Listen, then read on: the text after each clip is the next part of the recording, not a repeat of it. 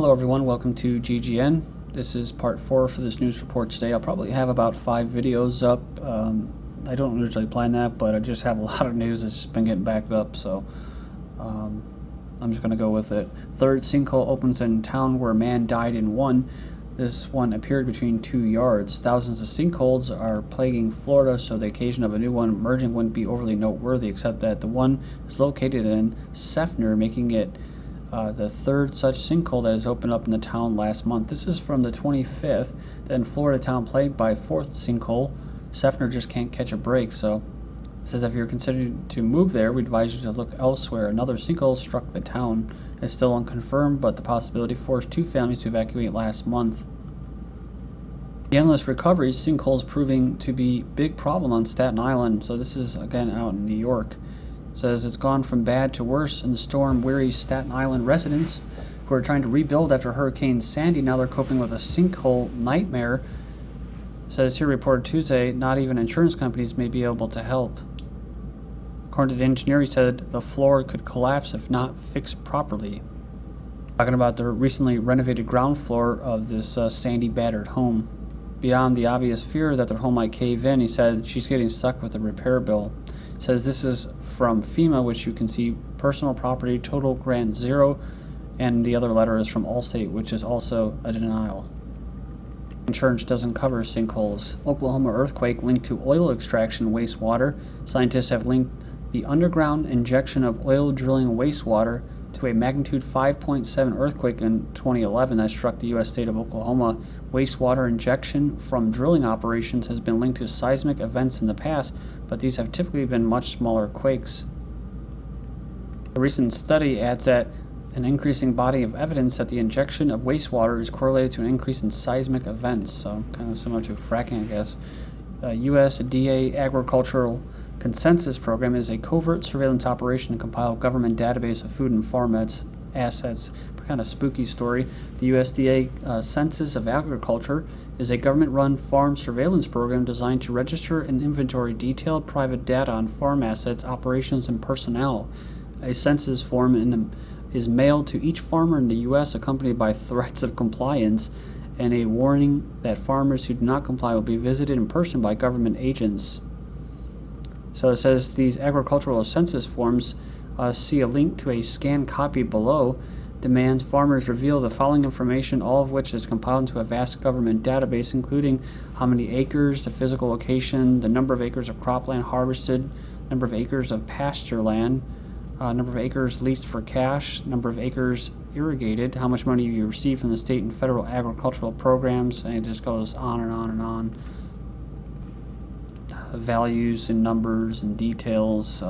But Natural News makes the argument that all this information will be used to seize farms as already approved under Obama. Most Americans don't yet realize that Obama has already signed an executive order declaring government ownership and control over all farms, food, livestock, seeds, farm equipment, and more. They cover that in an article. You can go in there and check it out in the executive order. So they've been able to kind of do that since World War II, so I don't think there's anything new that Obama did to do that, you know. And then you have to remember, if you're paying taxes on your property, if you don't have low deal title, you don't really own that property. You're just renting it from the county, right? From the state. The lack of dirt in childhood and autoimmune diseases. So they're actually saying that playing around in dirt and not always being totally hygienic with sanitizers and stuff like that, like they do now in schools, is actually bad. Is that it actually leads to more allergies. Move to a hygiene society, and it doesn't matter your race or ethnicity. Allergies rise, or allergy rises. You can check it out at Smithsonian. The link will be posted. Then we have Sweden affirms swine flu vaccine narcolepsy link. The swine flu vaccine pandemic has a direct link to causing narcolepsy, especially among the younger people who are vaccinated. Well, that was the main target, right? So, government study finds security risk at U.S. biolabs still high from the 25th. 3 years after a federal agency warned that the country was at risk due to sloppy standards at its labs that handle bioterror germs such as anthrax, little has been done to fix the problem. A 56-page report released on Monday by the Government Accountability Office says federal officials have failed to develop adequate standards for lab design. So, it should make you sleep better at night. But you know what? Even if they were secure, this stuff's going to get let loose, right? No matter how much NORAD security you have in airspace, and F-16s and F-18s, stealth jets and bombers. If whoever the powers that be want to get bombs or planes driven into buildings, they'll do it, right? Oops, vial of deadly virus goes missing from secure biomedical lab from the 25th. Officials say a vial containing a virus that can cause hemorrhagic fever has gone missing from a research facility in Galveston, Texas, but there's no reason to believe that there's a threat to the public, right? Kind of like when they spilled fluoride in that truck, delivering fluoride to basically a municipal water factory or plant, and it actually created all these cracks in the ground. And you couldn't make this stuff up. The guy that's in charge of it says that that none of it leaked out into surrounding areas. The public's safe, and it did not get into the water. It did not contaminate the water supply. Well, they're going to dump it in the water supply. It's creating cracks in cement. I mean, you don't have to have the glorified high school diploma or even a elementary school diploma to figure it out, to add that up. It's pretty simple. H5N1 viral engineering dangers will not go away. Governments, funders, and regulatory authorities must urgently address the risk posed by the gain-of-function research.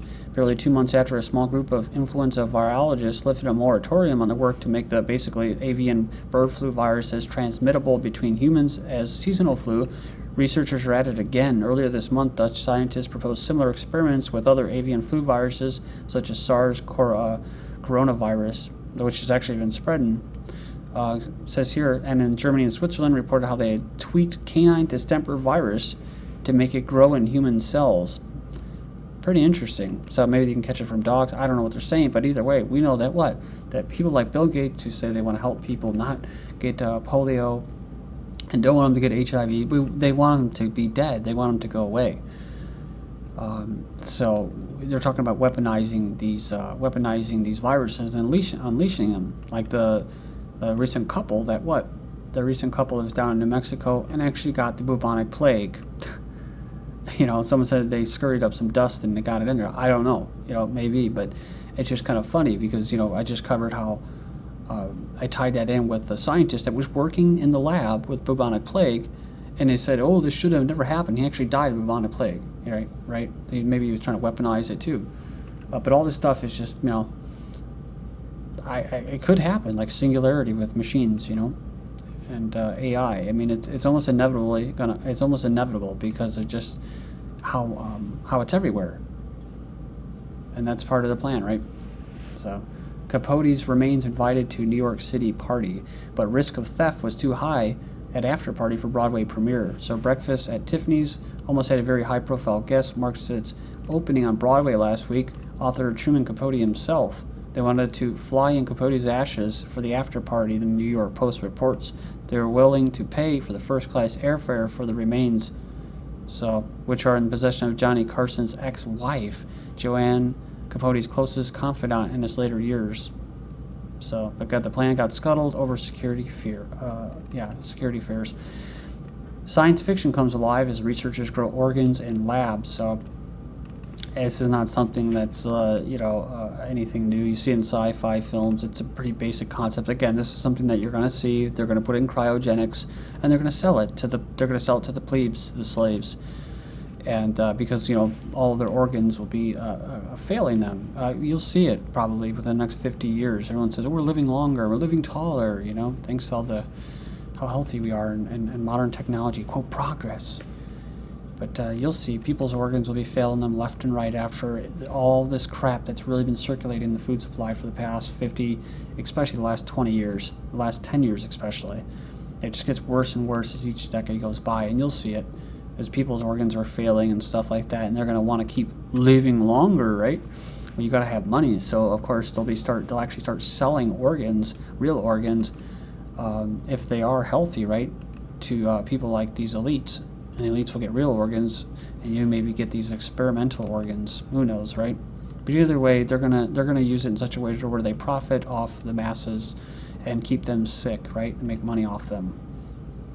More people have access to cell phones than toilets. The failure to see human waste as anything less than a valuable resource is the most maddening nonsense that I'm aware of, says the Cryptagon runner. He says that the media would have you believe that this is some sort of expensive, complicated, pretty much an unsolvable issue, when the most basic solution is a 20-liter bucket, or what Americans refer to as a 5-gallon bucket, some dried leaves, sawdust, and other dry biofilter material. The resulting compost can be used to grow vegetables in the end. As usual, don't take my word for it, even though I've tried it myself and found it to work great. I read an earlier edition of the Human Handbook, I guess that's Human Manure, a guide to composting human manure back around 2002. Says, what does it take to get people to understand this at this late stage of the game? We definitely don't need more old, crusty boar pigs like me talking about buckets and shit. So when all else fails, deploy the pretty girls. So you can check it out. The United Nations study has found that more people around the world have access to a cell phone than to a working toilet. So of course that's by design, because they have GPS, so they track you. But then they say that people don't have anywhere to crap. Well, they do have places to pee, these urinals.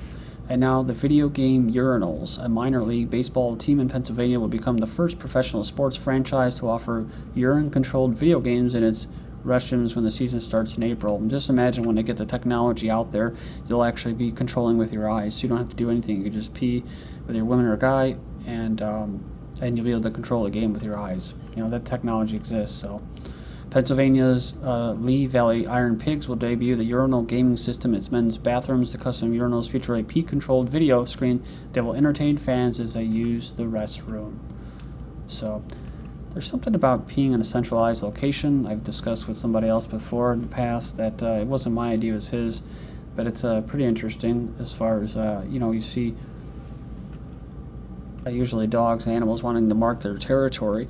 And it's kind of weird that you have this kind of like this collective waste system where we all pee in this same place. And there's just something about that that doesn't seem right. I don't know, it's maybe just me, but I mean, at least for a tangible, logical reason, there would be what? All these people with pharmaceutical drugs peeing in there and stuff like that. So, I mean, all the stuff, all the waste that they're putting in their bodies is going into the water supply. All right, so I'm going to return with part 5 and cover the economy. So please join me in part 5. This is GGN and I'm Darko. Thank you.